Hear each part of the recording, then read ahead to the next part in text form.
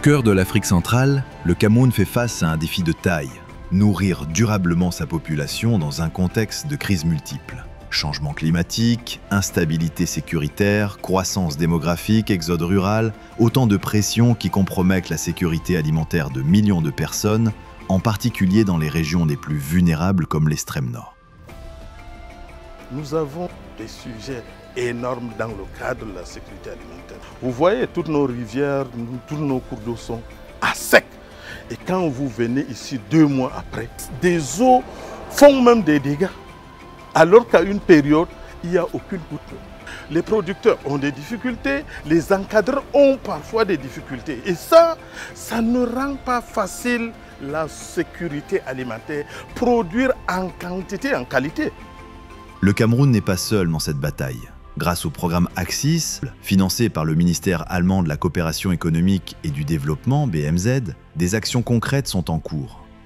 De commun accord avec des partenaires de la société civile, d'une part, du secteur privé, d'autre part, et bien sûr du gouvernement, un certain nombre de textes de loi ont attiré l'attention de ces derniers. Il s'agit notamment du texte de loi relatif à l'agriculture biologique, celui sur la révision de la loi semencière et enfin le décret d'application sur les interprofessions. Le projet Axis s'est allié à certains acteurs clés.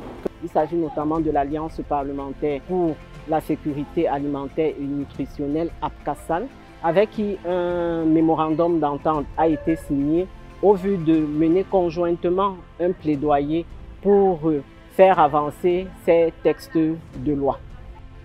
Pendant 2 jours, l'Alliance parlementaire camerounaise pour la sécurité alimentaire et nutritionnelle, APCASAN, a sillonné les routes de l'extrême nord. Maroua, Maga, Bogo, Mora, Mokolo, chaque étape a révélé un pan de la réalité locale. Nous avons vu et constaté que tous les projets ont permis d'ouvrir une brèche aux populations dans la diversification, dans la production et dans la pérennité. Axis contribue à bâtir des systèmes agricoles plus résilients en intégrant la société civile, le secteur privé, les femmes et les jeunes comme véritables moteurs du changement.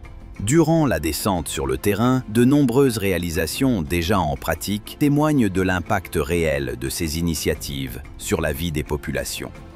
La descente de terrain a permis de mettre en exergue des approches différenciées. Nous avons vu des toilettes jarres sensibles, nous avons vu des quais d'embarquement, mais aussi un dispositif d'irrigation pour le maraîchage associé à la distribution de petits aliments. Cela illustre à partie, mais déjà assez bien, la complexité et les différentes composantes du système alimentaire. La présence de ce projet vient à suffisance renforcer la communion entre les 2 États. Les investissements effectués par la GIZ amènent donc toutes ces populations à utiliser ces infrastructures, qui sont des infrastructures régionales qui aident tout ce qui rentre dans le marché. Notre marché est un marché frontalier qui fait venir les Tchadiens, qui fait venir les Nigérians, qui fait venir toutes les communes de la sous-région. La terre aussi est comme nous, elle vieillit, elle perd ses capacités.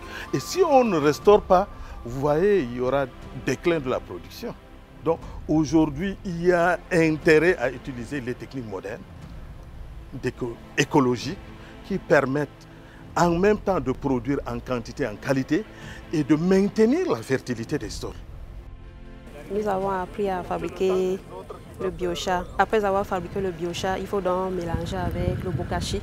Donc les 2 mélanges vont donc permettre au sol de se fertiliser et d'apporter les éléments nutritifs du sol et quelques micro-organiques.